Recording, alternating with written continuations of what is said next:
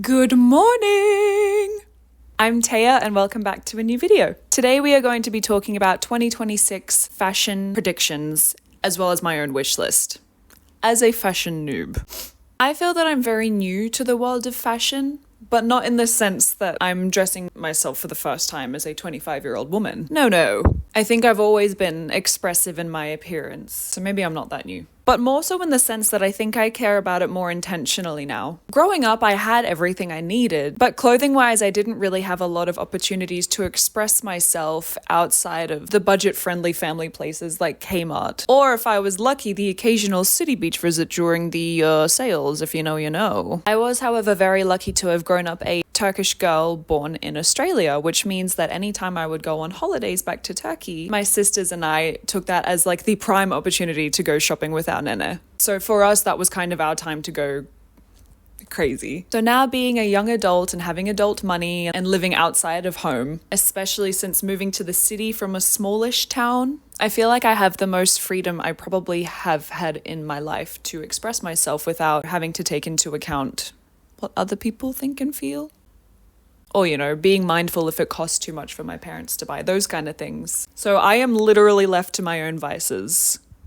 It has been equally daunting, as it has been exciting. So without me waffling on too much about my past, let's get into 2026 fashion predictions as a fashion noob. This is no revelation. If 2025 had a color, it was burgundy. Like red, winey burgundy. You know the color I'm talking about. But I think it went beyond fashion and more into the home as well. Things like bed sheets. I think I got a lamp and like a cooking pot in the same color too. I really, really loved it, especially as someone who is a little bit too obsessed with earthy tones. I just feel like the color was so fun and comforting too. I do think that we will continue to see this color next year. I don't really think it's going anywhere. But for 2026, my new color prediction based off of kind of what I've been seeing around eggplant purple. I actually thought at the beginning of this year, I started seeing little things here and there popping up with this color. I thought it would be this year. So I do think it wouldn't be any surprise to a lot of us if it came in next year. To wear this color is slightly out of my comfort zone personally. I love looking at it. I love other people wearing it, but I think for me, I'm so like earthy toned, neutral toned. It just leans into that a little bit. I feel like if I found a piece with that color that I really liked, I would probably end up dabbling in that a little bit. A bonus color too that I saw this year that I think will continue into next year is chrome. Anything chrome. Shiny silver. I'm going to quickfire some other things that I've noticed this year that I think will be really coming into next year.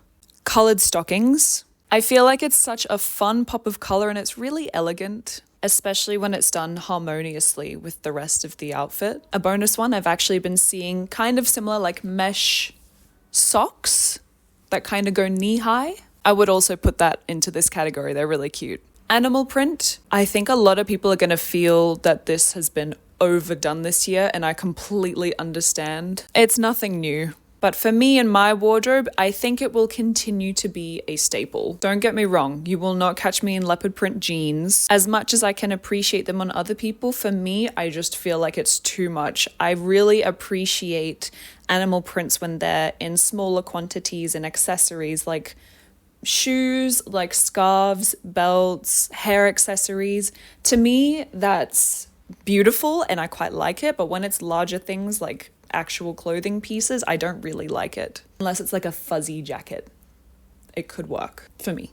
Number 2, this one's more wishful thinking, but I'm really hoping that we're going to start seeing the decline in microtrend aesthetics. I've personally been a day oneer on the hate train for this. I'm not on TikTok and I've seen enough, so I can only imagine what you guys are seeing, you fellow ones on TikTok. And though I don't think these terminologies are inherently bad if you're using it to learn about what you like or dislike, I just think that the TikTokification of aesthetics has gone way too far and way too fast. And don't get me started on the environmental impact on this either.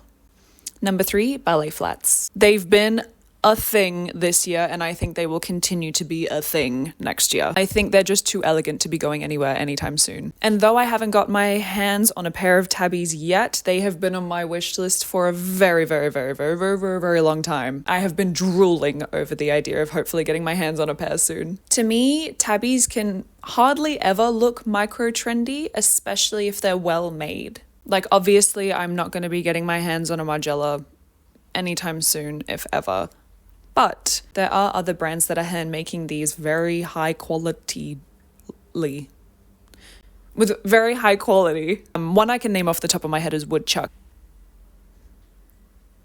I do think they can fall into more of a micro-trend look when they have extra things added to them, like really chunky high heels or buckles or like mesh. No judgment if you do like those. I just feel like for me, it's a little bit too many different things added for something that's already such a staple look that I think speaks for itself. I think we're up to number 4.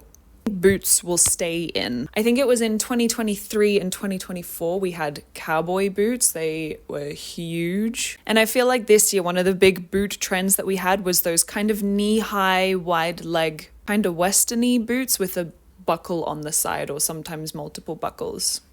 I'll show you here.